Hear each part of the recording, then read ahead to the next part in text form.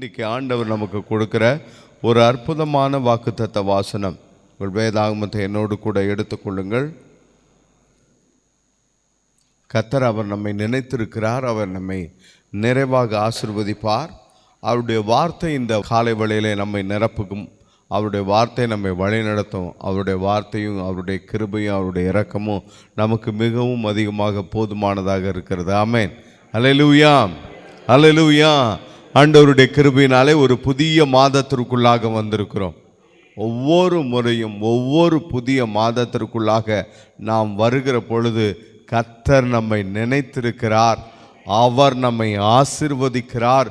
அவர் நம்மை வழி நடத்தி கொண்டிருக்கிறார் என்பதை நன்றாக புரிந்து கொள்ள முடியும். ஆமென்.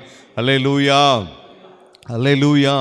அதனோடு கூட அவர் உங்களுக்கு செய்த, அவர் உங்களுக்கு பண்ணின வாக்கு தத்தங்களை நிறைவேற்றுவதற்காகவே புதிய மாதத்திற்குள்ளாக அவர் கொண்டு வந்து கொண்டிருக்கிறார். ஆமென்.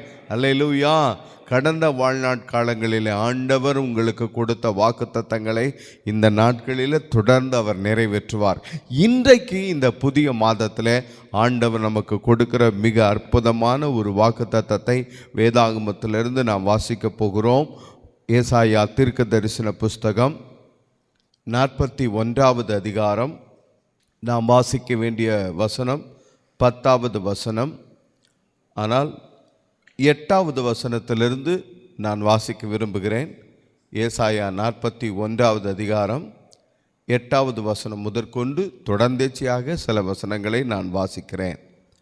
என் தாசனாகிய இஸ்ரவேலே, நான் தெரிந்து கொண்ட யாக்கோப்பே, என் சிநேகிதனாகிய ஆபிரகாமின் சந்ததியே, நான் பூமியின் கடையார்ந்தரங்களிலிருந்து உன்னை எடுத்து அதன் எல்லைகளிலிருந்து அழைத்து வந்து, நீ என் தாசன், நான் உன்னை தெரிந்து கொண்டேன், நான் உன்னை வெறுத்து விடவில்லை என்று சொன்னேன்.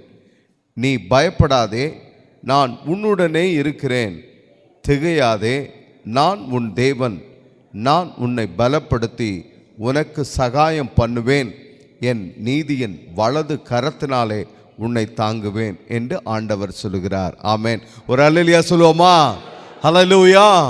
ஆண்டவர் சொல்லுகிறார், இந்த புதிய மாதத்திலே உங்களை பெயரிட்டு அழைக்கிறார். 8வது வசனம் அதை ஆண்டவர் சொல்லுகிற வார்த்தையை அங்கே சொல்லுகிறது. என் தாசனாகிய இஸ்ரவேலே, நான் தெரிந்து கொண்ட ஆபிரகாமின் சந்ததியே என்று ஆண்டவர் சொல்கிறார். இந்த புதிய மாதத்தில் கர்த்தர் உங்கள் ஒவ்வொருவரையும் பெயரிட்டு அழைக்கிறார். இஸ்ரவேலே, யாக்கோப்பே, ஆபிரகாமின் சந்ததியே என்று ஆண்டவர் அழைக்கிறார். ஆமென். அல்லேலூயா. இந்த புதிய மாதத்திலிருந்து ஆண்டவர் உங்களுக்கு கொடுக்கிற ஒரு அற்புதமான ஒரு பெயர், புதிய நாமம். என் தாசனாகிய இஸ்ரவேலே, நான் தெரிந்து கொண்ட யாக்கோப்பே, என் சிநேகிதனாகிய ஆபிரகாமின் சந்ததியே, உங்களை அவர் என் தாசன் என்று சொல்லுகிறார். 2வது, உங்களை தெரிந்து கொண்டிருக்கிறேன், நான் தெரிந்து கொண்ட யாக்கோப்பே என்று அவர் சொல்லுகிறார். 3வது, என் சிநேகிதனாகிய ஆபிரகாமின் சந்ததி என்று சொல்லுகிறார். ஆமென். நீங்கள் இஸ்ரவேலாக, நீங்கள் யாக்கோப்பாக இருக்கிறீர்கள். நீங்கள் ஆசீர்வதிக்கப்பட்ட ஆபிரகாமுடைய சந்ததியாய் இருக்கிறீர்கள். ஆமென். அல்லேலூயா, அல்லேலூயா. முதலாவது, இந்த புதிய மாதத்திலே ஆண்டவர் கொடுக்கிற வாக்கு தத்தங்களை பெற்றுக்கொள்ளுவதற்கு முன்பதாக ஆண்டவர் உங்களை யார் என்று சொல்கிறார். உதாரணமாக, பழைய நாட்களில் நாம் கடிதம் எழுதுவோம் என்றால் எல்லாவற்றையும் எழுதுவோம். ஆனால் அதற்கு முன்பதாக இந்த கடிதத்தை யாருக்கு எழுதுகிறோம் என்பது முன்னாடியே பிளான் பண்ணிடுவோம். அதே சமயத்தில் கடிதம் எழுதி முடித்த பிற்பாடு கரெக்டாக அந்த கவரில் ட்ரூ அட்ரஸ் கரெக்டாக போடுவோம், பார்த்தீங்களா? அதே மாதிரி ஆண்டவர் வாக்குத்தத்தங்களை கொடுக்க போகிறார். ஆனால் இந்த வாக்குத்தத்தங்களை யாருக்கு கொடுக்க போகிறார்? அவர் உங்களுக்கு கொடுக்க போகிறார்.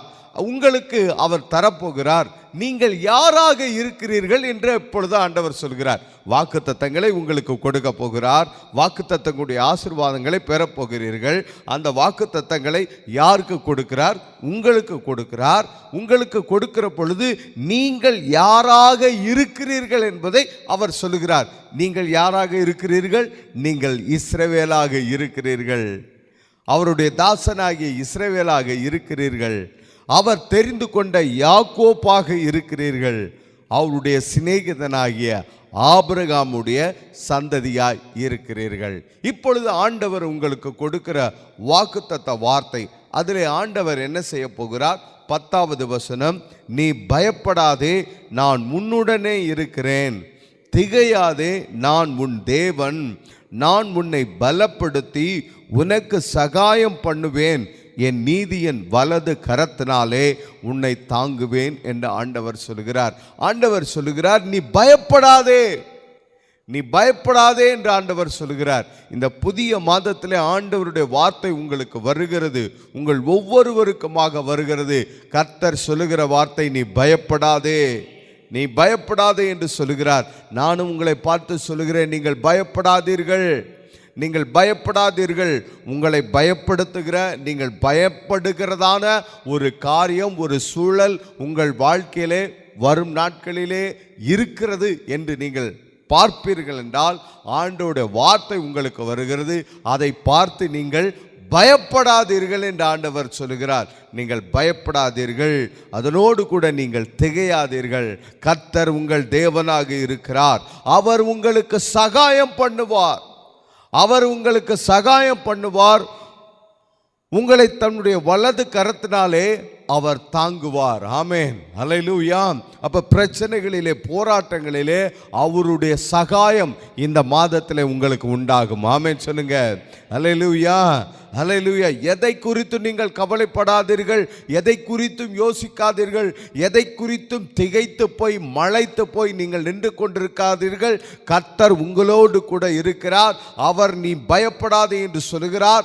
நீங்கள் திகையாதீர்கள் என்று சொல்கிறார். நான் இந்த பிரச்சனையிலே, இந்த சூழ்நிலையிலே உங்களுக்கு சகாயம் பண்ணுவேன் என்று ஆண்டவர் சொல்லுகிறார். அப்படின்னா பிரச்சனை ஒன்று வரப்போகுதா பாஸ்டர்? அதனால தான் ஆண்டவர் பயப்படாதேன்னு சொல்கிறாரா? அப்படின்னா ஏதோ ஒன்று நடக்க போகுதா? அதனால தான் ஆண்டவர் திகையாதே அப்படின்னு சொல்கிறாரா? அப்படி என்றால் இல்லை, அப்படி எதுவுமே இல்லை. அப்போ என்ன நடக்கிறது? ஆண்டவர் சொல்கிறார் பாருங்க, 11வது வசனத்திலே, உன்மேல் எரிச்சலாய் இருக்கிற யாவரும் வெட்கி இலச்சை அடைவார்கள்.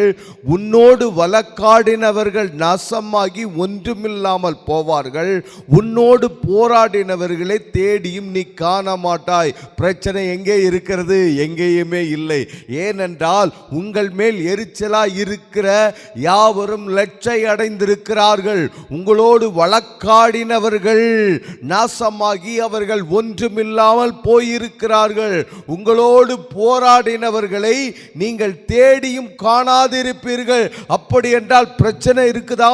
போராட்டம் இருக்குதா? ஏதோ ஒன்று இருக்குதா? இல்லை இல்லை. ஆண்டவர் சொல்லுகிறார், நீங்கள் அப்படி எதையுமே தேடி பார்க்க மாட்டீங்க.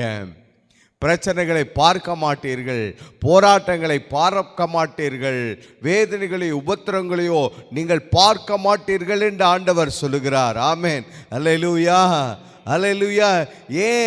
ஏன் இந்த நன்மை, ஏன் இப்படிப்பட்ட ஸ்லாக்கியம், ஏன் இப்படிப்பட்ட நன்மை உண்டாகிறது என்றால் நீங்கள் யார் என்பதை அறிந்து கொள்ளுங்கள். நீங்கள் யார்? அவருடைய தாசனாகிய யாக்கோப்பு. ஆமென், அல்லேலூயா. நீங்கள் அவருடைய தாசனாகிய யாக்கோப்பு. உங்களுக்கு ஒரு பெயர் இருக்குது. இந்த பூமியில் நீங்கள் பிறந்த பொழுது உங்களுடைய பெற்றோர் உங்களுக்கு பெயரை வைத்திருக்கிறார்கள். அந்த பெயர் உங்கள் சான்றிதழிலே, சர்டிஃபிகேட்ஸிலே அது இருக்கிறது. அதை வைத்து தான் உங்களை அடையாளம் கண்டுபிடிக்கிறார்கள். அதை வைத்து தான் உங்களை கூப்பிடுகிறார்கள். உங்களுக்கான காரியங்கள் எல்லாமே இருக்கிறது. அவைகள் எல்லாம் இந்த பூமிக்குரியது, இந்த பூமிக்குரியது மாத்திரமே. ஆனால் ஆண்டவர், கர்த்தர் இயேசு, அவர் என்ன சொல்லுகிறார்? நீ என்னுடைய தாசன் என்று சொல்லுகிறார். ஆமென். அப்ப இங்க உங்க பேரை கூட கொஞ்சம் மறந்துருங்க. உங்களுக்கு அவர் சொல்லுகிற பேர் என்ன? இனி யாக்கோப்பு.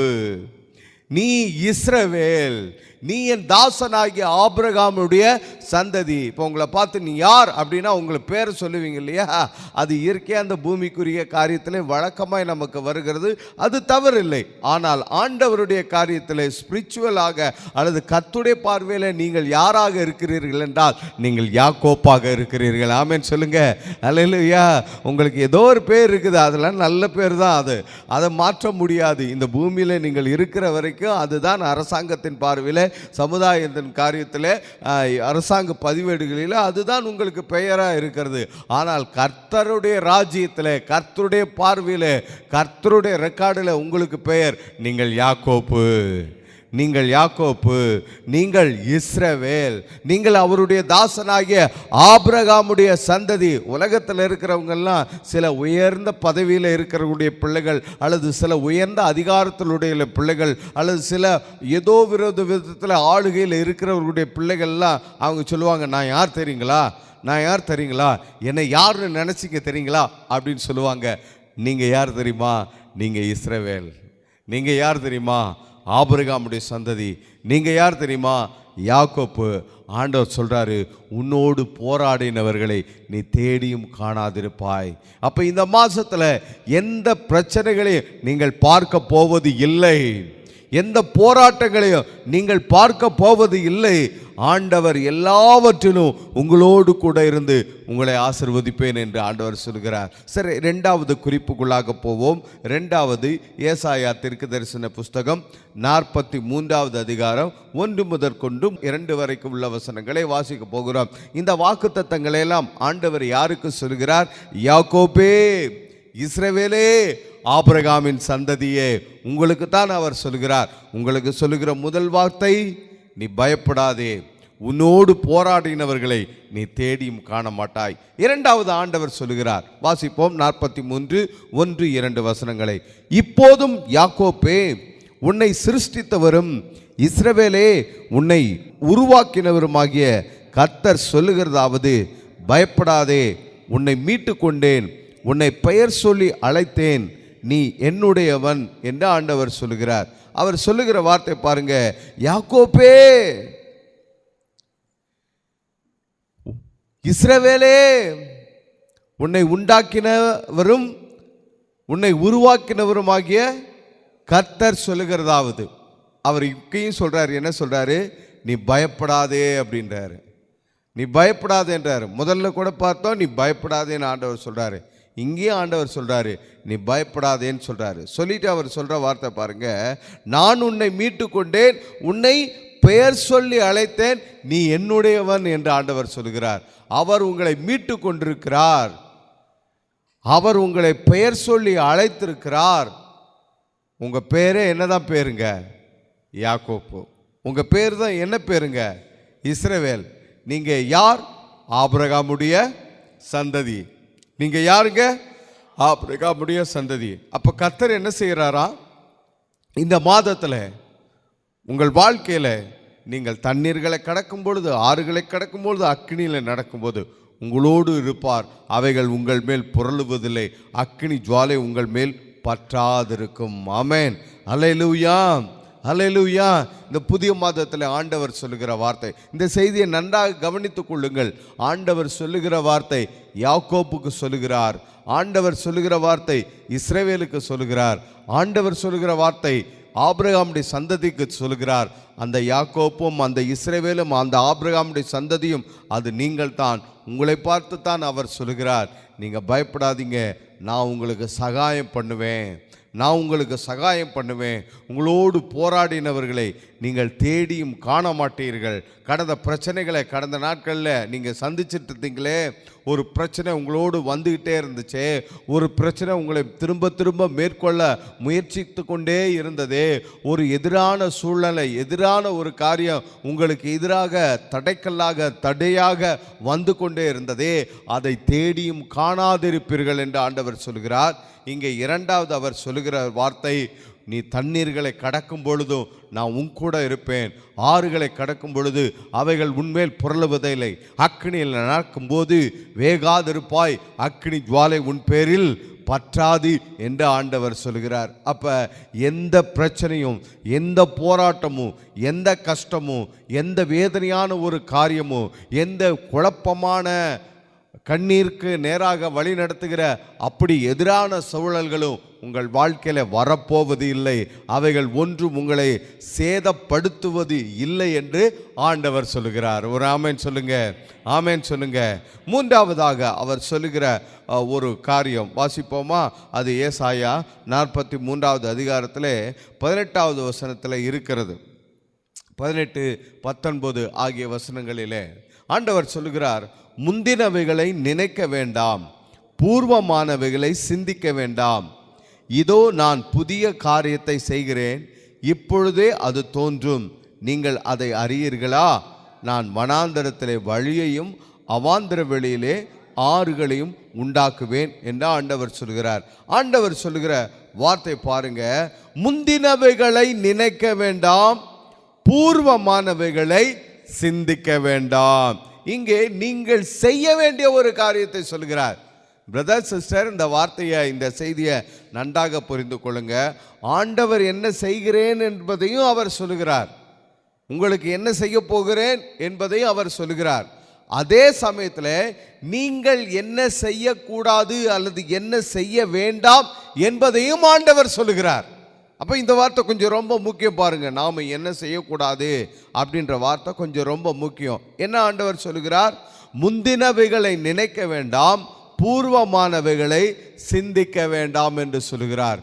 எப்பவுமே நம்ம எதை நினைப்போம்? நம்ம வாழ்க்கையில் ஒரு நல்ல சந்தோஷமான நிகழ்ச்சி நடந்திருக்கிறதே, அதை நம்ம தொடர்ந்தேச்சையாக திரும்ப திரும்ப நினைக்கவே மாட்டோம். ஏதோ ஒரு தருணத்தில் அதை நினைப்போம். ஆனால் நாம் எங்கே பிரச்சனையை சந்தித்தோம், எங்கே கஷ்டத்தை சந்தித்தோம், எங்கே அவமானத்தை சந்தித்தோம், எங்கே வேதனைக்குரிய காரியத்தை சந்தித்தோம், எங்கே தள்ளப்படுதலை, புறக்கணிக்கப்படுதலை, ஒதுக்கப்படுதலை நம்ம அனுபவித்தோம். இதுதான் நம்ம மனத்தில் ஆறாத ஒரு புண்ணாக அல்லது ஒரு தழும்பாக அது இருக்கும் பாருங்க. அது திரும்ப திரும்ப திரும்ப நம்முடைய வாழ்க்கையில அது ஞாபகத்துக்கு வந்து ஆண்டவருடைய சமாதானத்தையும் கர்த்தர் கொடுக்கிற அந்த விசுவாசத்தையும் அது சீர்குலைத்து கொண்டே இருக்கும். ஆண்டவர் இங்கே சொல்லுகிறார், கர்த்தர் சொல்லுகிறார், என்ன சொல்லுகிறார்?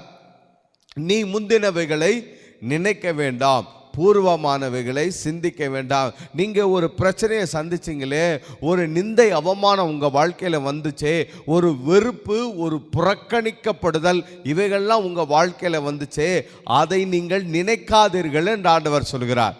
நீங்கள் அதை நினைக்காதீங்க. உங்கள் வாழ்க்கையில் அது உங்களை வேதனைக்குள்ளாக நடத்தினது, உங்கள் வாழ்க்கையில் அது உங்களை கண்ணீருக்குள்ளாக நடத்தினது, உங்கள் வாழ்க்கையில் அது உங்களை மன சோர்வுக்குள்ளாக கொண்டு போனது, எல்லாம் உண்மைதான். ஆனால் ஆண்டவர் அதை நினைக்க வேண்டாம் என்று ஆண்டவர் சொல்கிறார். அதை நினைக்க வேண்டாம். சிஸ்டர், பிரதர், நான் இந்த காலை வேளையில் உங்களை பார்த்து சொல்கிறேன், உங்களை வேதனைப்படுத்தின அந்த பிரச்சனையை இந்து வரைக்கும் நினைத்து கொண்டிருப்பீர்கள் என்றால் இந்த நாள் முதற்கொண்டு அதை மறந்து விடுங்கள். உங்கள் வாழ்க்கையில் ஒரு வேதனையான ஒரு சூழ்நிலை, ஒரு சம்பவம், ஒரு நிகழ்ச்சி நடந்திருக்கிறதே, அது உங்களை பாதித்திருக்கிறதே, அதை இனி நீங்கள் மறந்து விடுங்கள். நினைக்க வேண்டாம், அதை குறித்து யோசிக்க வேண்டாம்.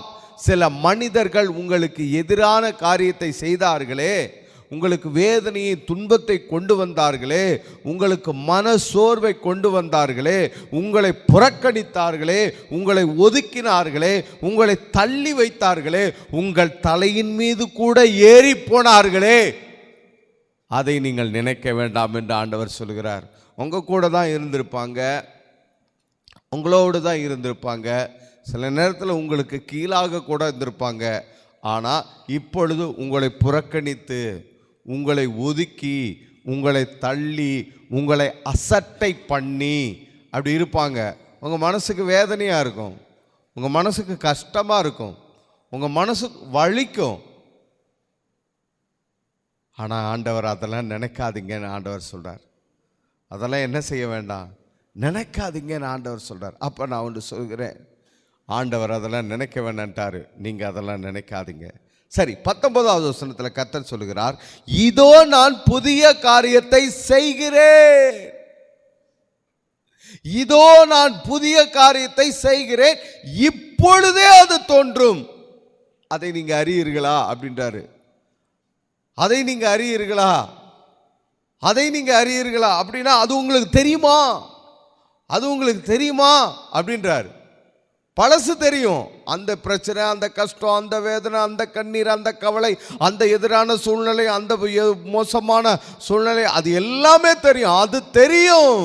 ஆனா இப்ப ஆண்டவர் சொல்றாரு, அதை விட்டுருங்க, அதை மறந்துருங்க, அதை யோசிக்காதீங்க, அதை சிந்திக்காதீங்கன்னு சொல்லிட்டு இப்ப நான் புதிய காரியத்தை செய்ய போகிறேன். I will do a new thing for you. உங்களுக்காக நான் புதிய காரியத்தை நான் செய்ய போகிறேன், இப்பொழுதே அது தோற்றும். இம்மீடியட்லி அது இப்பொழுதே உங்க வாழ்க்கையில ஆரம்பமாகும். அது உங்களுக்கு தெரியுமா அப்படின்னு ஆண்டவர் சொல்றார். அது உங்களுக்கு தெரியுமா? அப்ப நீங்க செய்ய வேண்டிய ஒரு காரியம் இதுல என்ன இருக்கிறதுனா, ஆண்டவர் செய்ய போகிற காரியத்தின் மேல் எதிர்பார்ப்பு உள்ளவர்களாய் மாறணும்.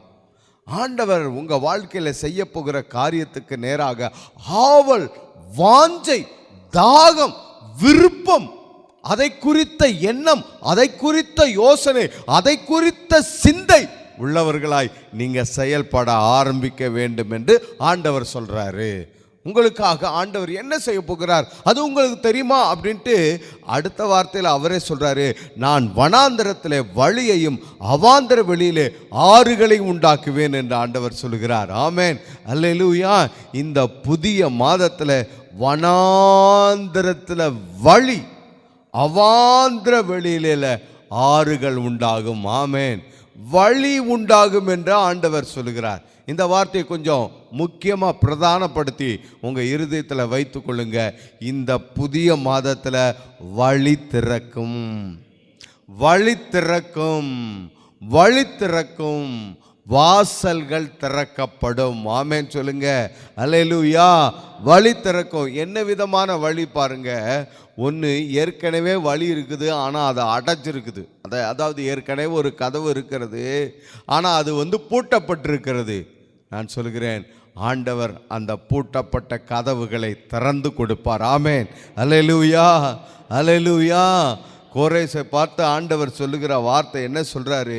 வெண்கல கதவுகளை உடைத்து இரும்பு தாழ்பால்களை முறித்து மறைவிடத்தில் இருக்கிற பொக்கிஷங்களையும் ஒளிப்பிடத்தில் இருக்கிற புதையல்களையும் நான் உங்களுக்கு தருவேன் என்று கோரேசை பார்த்து ஆண்டவர் சொல்லுகிறார். அப்போ உங்க வாழ்க்கையில ஏற்கனவே வழி இருந்தது ஆனால் அடைக்கப்பட்டிருக்கிறது. ஆண்டவர் சொல்லுகிறார், அதை நான் திறப்பேன் அப்படின்றார்.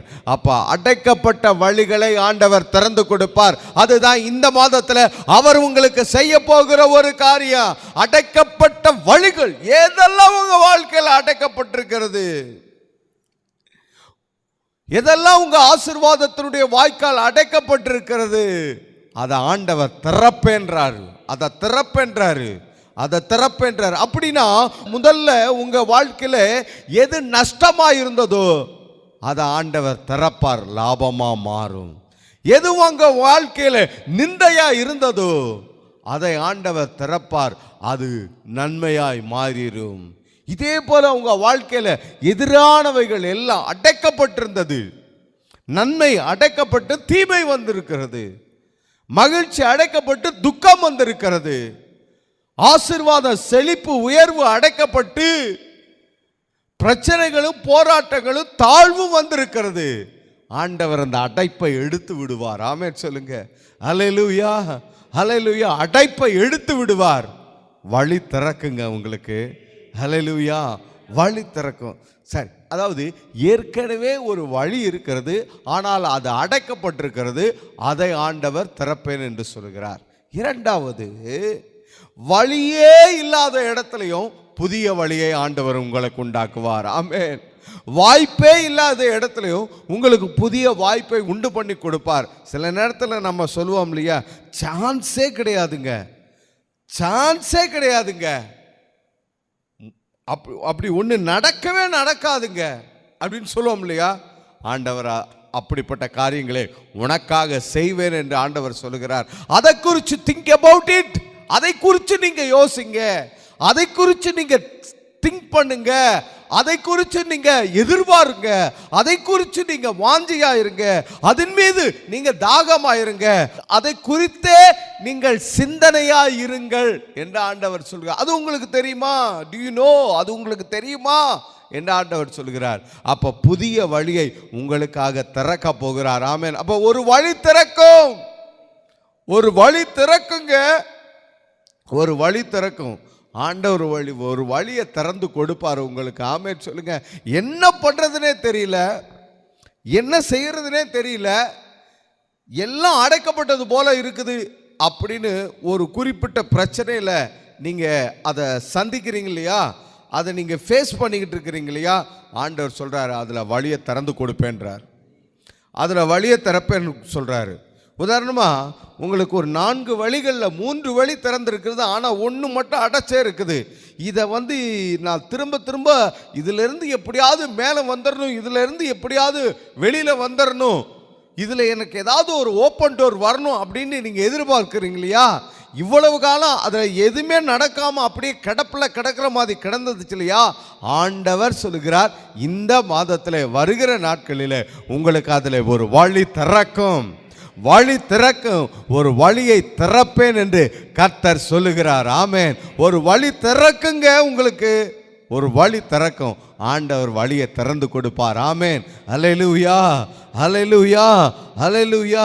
44வது அதிகாரத்தில், ஏசாயா 44வது அதிகாரத்தில் 3வது வசனத்திலையும் அவர் சொல்லுகிற வார்த்தை பாருங்க. ஆனால் நம்ம 1வது வசனத்திலிருந்து வாசிக்கணும். இப்போதும் என் தாசனாகிய யாக்கோப்பே, நான் தெரிந்து கொண்ட இஸ்ரவேலே கேள். 3வது வசனத்துக்கு வந்துடுவோம்.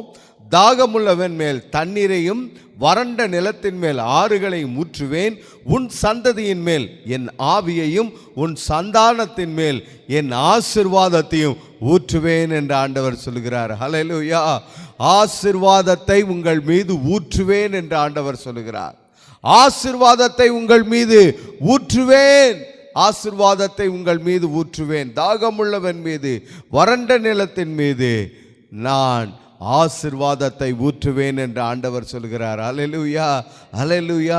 மட்டுமல்ல, யாக்கோப்பாகிய இஸ்ரவேலாகிய ஆபிரகாமுடைய சந்ததியாராகிய உங்களை பார்த்து ஆண்டவர் சொல்லுகிறார் 21வது வசனத்திலே, யாக்கோப்பே, இஸ்ரவேலே, இவைகளையே நினை, நீ என் தாசன், நான் உன்னை உருவாக்கினேன், நீ என் தாசன், இஸ்ரவேலே, நீ என்னால் மறக்கப்படுவது இல்லை என்று ஆண்டவர் சொல்லுகிறார். ஒரு கரம் தட்டி ஆண்டவருடைய நாமத்தை மகிமைப்படுத்துவோம். அல்லேலூயா, அல்லேலூயா.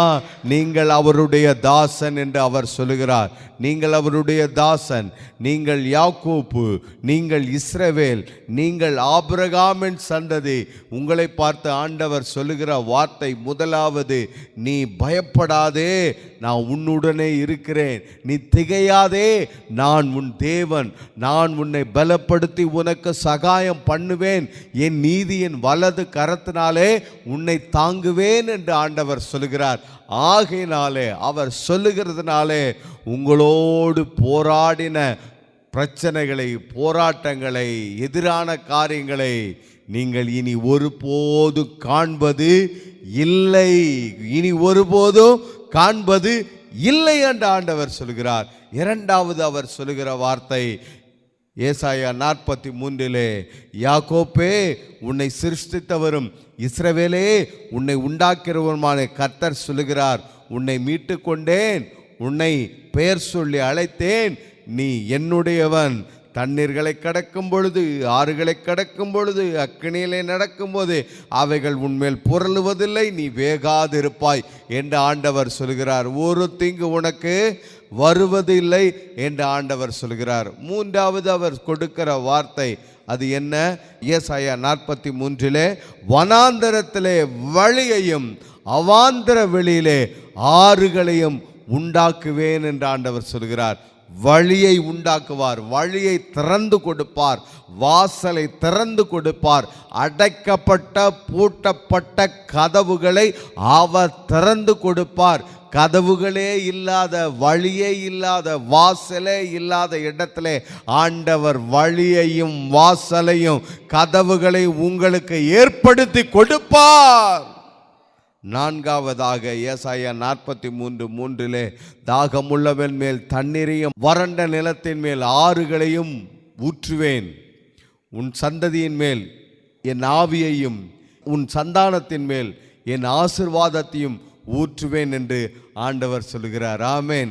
ஆசீர்வாதத்தை ஊற்றுவேன் என்று சொல்கிறார். இங்கே கூட அந்த வார்த்தையெல்லாம் கொஞ்சம் நல்லா கவனிச்சு பாருங்க. ஆசீர்வாதத்தை தருவேன் என்று ஆண்டவர் சொல்லல, ஆசீர்வாதத்தை ஊற்றுவேன் என்று ஆண்டவர் சொல்கிறார். ஊற்றுவேன் என்று ஆண்டவர் சொல்கிறார். அதாவது ஆண்டவர் ஊற்றுனா எப்படி இருக்கும் அப்படின்னு நினச்சி பாருங்களேன். நான் ஊற்றுனா எப்படி இருக்கும்? ஒரு மக்கில் தண்ணி ஊற்றுவேன், ஒரு பக்கெட்டில் தண்ணி ஊற்றுவேன், ஒரு கடத்தில் தண்ணி ஊற்றுவேன். அதுக்கு மேலே என்னால் ஊற்ற முடியுமா? மிஞ்சி போனால் ஒரு லாரியில் தண்ணி வர வச்சு உங்கள் மேலே ஊற்றலாம். ஆனால் அவர் ஊற்றுனார்னா எப்படி இருக்கும் பாருங்க. அவர் ஊற்றுனா எப்படி இருக்கும்? நீங்கள் அருவிகளை பார்க்குறீங்களே, பெரிய பெரிய ஃபால்ஸ் பார்க்குறீங்க இல்லையா, அதெல்லாம் எப்படி இருக்கிறது? அதை விட பயங்கரமாக இருக்கும். அவர் ஊற்றுனா எப்படி இருக்குன்னு ஒரு உதாரணத்தை மட்டும் சொல்லுகிறேன் பாருங்க. நோவாவின் காலத்தில் ஆண்டவர் வானத்தின் மதகுகளை திறந்தாராம். அவர் ஊற்றுனாராம், தண்ணி ஊற்றுனாராம். அவர் ஊற்றுன தண்ணியில் பூமியே மூழ்கிருச்சு. இப்போ ஆண்டவர் அப்படி உங்களுக்கு தண்ணீரை ஊற்றுவாரா? அவர் சொல்கிற ஊற்றுவேன் என்கிற ஆசீர்வாதம் என்னன்னா, மல்கியா 3:10 போனால் அங்கே ஆண்டவர் சொல்கிறார், வானத்தின் பலகணிகளை திறந்து இடம் கொள்ளாமல் போகும் மட்டும் உங்கள் மேல் ஆசீர்வாதத்தை ஊற்றுவேன் என்று அவர் சொல்கிறார். ஆமென். அல்லேலூயா. கடைசியாக ஏசாயா 43:21 யாக்கோப்பே, இஸ்ரவேலே, நீ என் தாசன், இவைகளை நினை, நான் உன்னை உருவாக்கினேன், நீ என் தாசன், இஸ்ரவேலே, நீ என்னால் மறக்கப்படுவது இல்லை என்று ஆண்டவர் சொல்கிறார். நான் உன்னை ஒருபோதும் மறக்க மாட்டேன்னு ஆண்டவர் சொல்கிறார். ஆமென். மனிதர்கள் உங்களை மறந்துருக்கலாங்க. மனிதர்கள் நீங்கள் செய்த நல்ல காரியங்களை, நீங்கள் பிரயோஜனமாக இருந்ததை, உங்களால் உண்டான நன்மையான காரியங்களை எல்லாவற்றையும் மனிதர்கள் மறந்திருக்கலாம். அது காலம் மாறி மாறி மாறி மாறி போகும்போது எல்லாம் மறந்திருக்கலாம், மறக்கப்பட்டு போயிருக்கலாம், அல்லது மறக்கப்பட்டு வைக்கப்பட்டு இருக்கலாம். சில நேரத்தில் ஞாபகமாக மறந்துட்டேன்னு சொல்லணும்னு சொல்லி ஞாபகமாக வச்சுருப்பாங்க. பார்த்துருக்கீங்களா அப்படிலாம்? இந்த காரியத்தை நான் மறந்துட்டேன் அப்படின்னு சொல்லணும்னு சொல்லிட்டு ஞாபகமாக வச்சுருப்பாங்க. மனிதர்கள் அப்படி இருப்பாங்க. ஆனால் ஆண்டவர் ஒருபோதும் அப்படி இல்லை. நீ என்னால் மறக்கப்படுவதில்லை என்று ஆண்டவர் சொல்கிறார். ஆமென் சொல்லுங்க. அல்லேலூயா. இந்த புதிய மாதத்தில் ஆண்டவர் நிறைவாக ஆசீர்வதிக்க போகிறார். நம்ம எல்லாரும் எழுந்து நிற்போம், ஆண்டவருடைய நாமத்தை மகிமைப்படுத்துவோம்.